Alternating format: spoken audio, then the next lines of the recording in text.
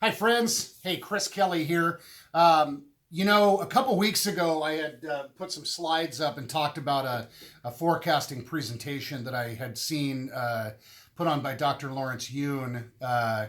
And I had said that I was going to, maybe spend a couple of different weeks talking about it because there was just too much material to put into, a couple of minutes of video. So last week I did not touch on it, but I wanted to kind of put a ribbon on it and tie it up the rest of what I wanted to look at where that presentation was concerned. So first, really quick, numbers are, and this kind of segues into this, but the numbers are following the seasonal uptick. Lots more listings, lots more sales.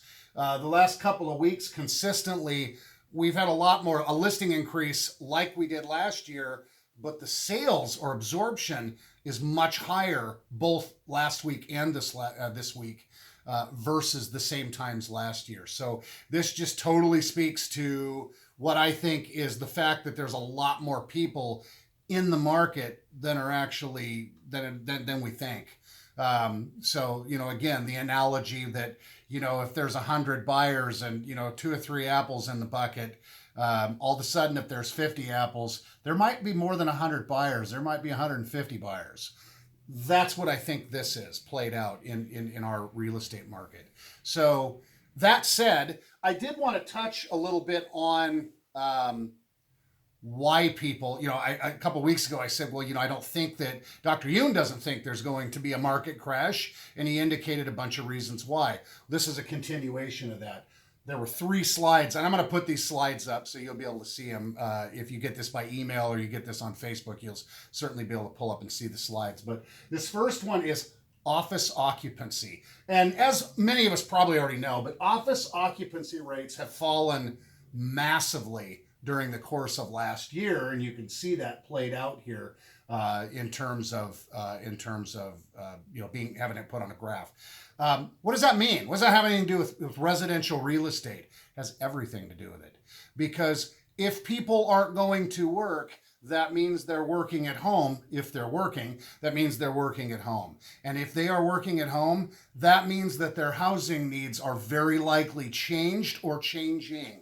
So they may need more space. They may need different kinds of space. All of those things translate into, I need to move from where I am to where I need to be. So that alone speaks volumes about the fact that there's going to be a continued need for housing. Now, that said, I'm going to turn here a couple times. One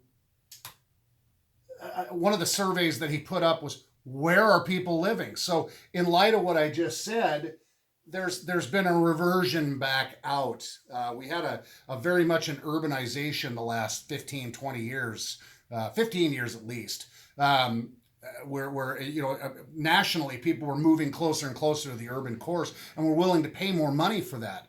Well, that's changing. Because people can work from home. Why do I need to be close in? Why can't I buy more home and have a little more elbow room? Going through a pandemic certainly has everything to do with influencing that. But people's decision making as to what they're going to live in have dramatically changed because of all that has gone on, and that's played out in this survey that he shows. It's pretty clear that people are moving back out to suburbia. So the last piece that I wanted to touch on. This was an interesting nugget too. Vacation home counties. So Deschutes County here in Oregon would be considered a vacation home county because you got Sun River and you got Black Butte and those kinds of places are massively, and this is a national graph, but in general, vacation counties, the rate of sales and the volume of sales dramatically higher than non-vacation home counties. Why? Well, do people just have a bunch of extra money and they're buying vacation homes? Maybe a little bit. But here's what it is too.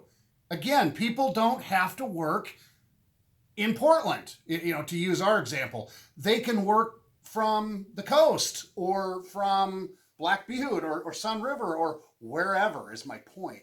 So that certainly has everything to do with that piece of information and playing out the way that it is. So it's pretty interesting. But here's the thing: it all translates to hey, look, there's not a likelihood that the market's going to crash or we're going to see this big, reversion in pricing or downward push in pricing.